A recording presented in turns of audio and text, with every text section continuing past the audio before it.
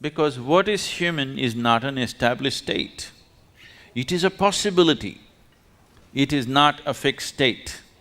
If this possibility has to be made use of, there is a whole system of understanding that needs to happen.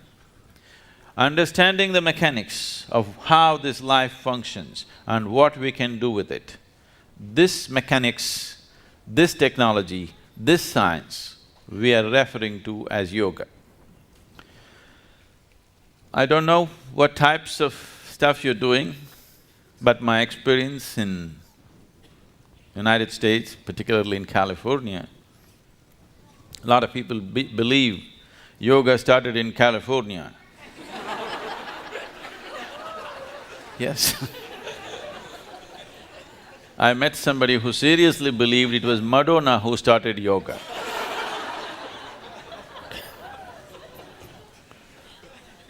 Yes.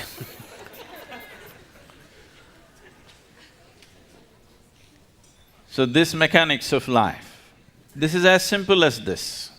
I'm sure almost all of you are carrying an instrument, some kind of electronic instrument, a phone at least.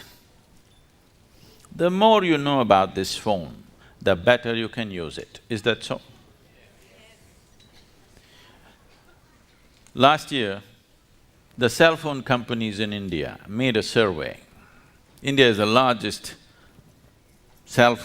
growing market for telecommunications right now. Every month we are adding about 5.5 million cell phones, okay.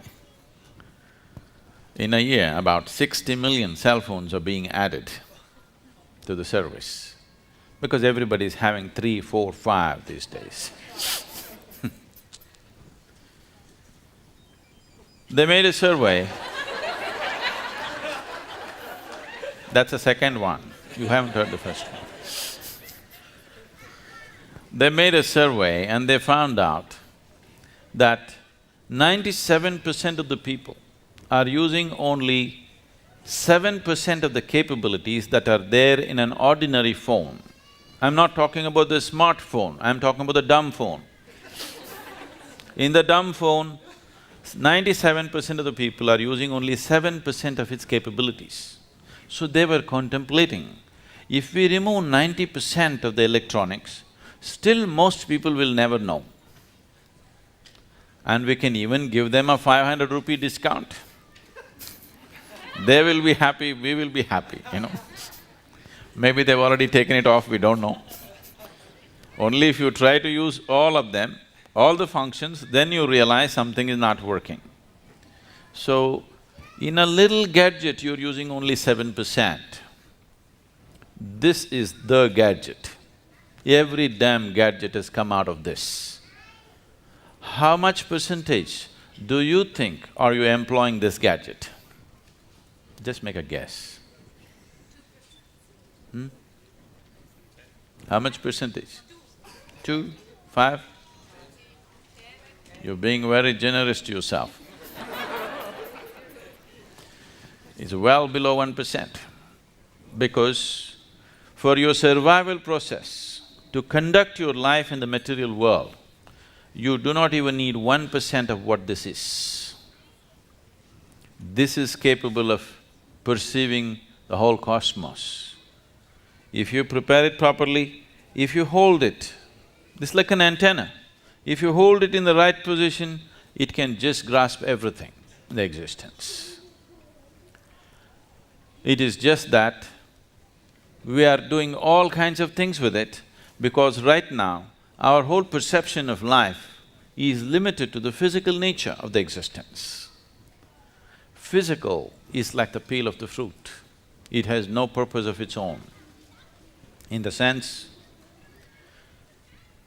if you have a fruit, the moment you eat the fruit, the peel goes straight to the trash can, isn't it?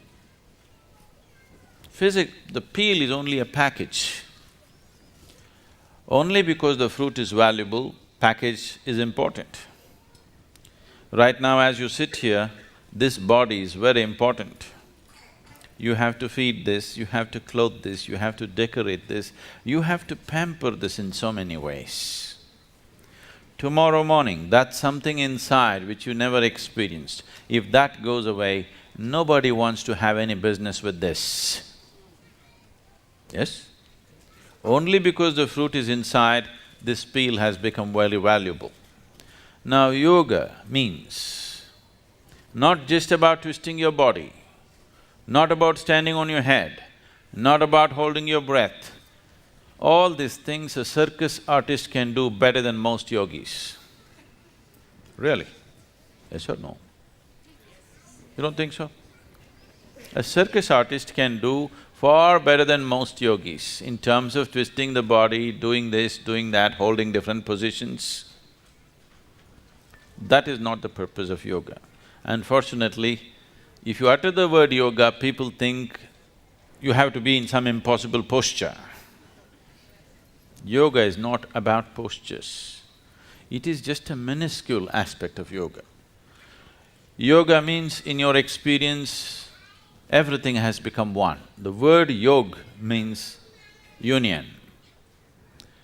What is the union? What can unite with what?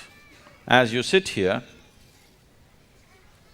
your idea and your sense and your experience of who you are is very strong. You're here as an individual. But what the trees are exhaling right now, you're inhaling. What you're exhaling, the trees are inhaling. Or in other words, one half of your lung is hanging out there. Yes or no? This is not just in terms of breath. Today, modern physics is proving to you that as you sit here, every subatomic particle in your body is in constant transaction with everything else in the existence. If this transaction stops, you will cease to exist. So yoga means to know it by experience. Modern science is proving to you the whole existence is just one energy. The religions of the world have been screaming for a long time that God is everywhere. Whether you say God is everywhere or you say everything is one energy, are we talking about the same reality or a different reality? God is everywhere, everything is same energy. Are we talking about the same reality or a different reality? Same reality. It is just that a scientist has never experienced this. He has arrived at it through mathematical deductions. A religious person has not experienced it. He believes it because it's written somewhere or it's said by somebody. If you are a hard case that you are not willing to settle for deductions or belief systems, then you become a yogi. Yes, if you're a very hard nut, you want to know it yourself, then you become a yogi. You want to know the union of the existence. You want to know the oneness of what it is, not believing it. Like you experience the 5 fingers of your hand, if you can experience everything around you, then we say you're in yoga.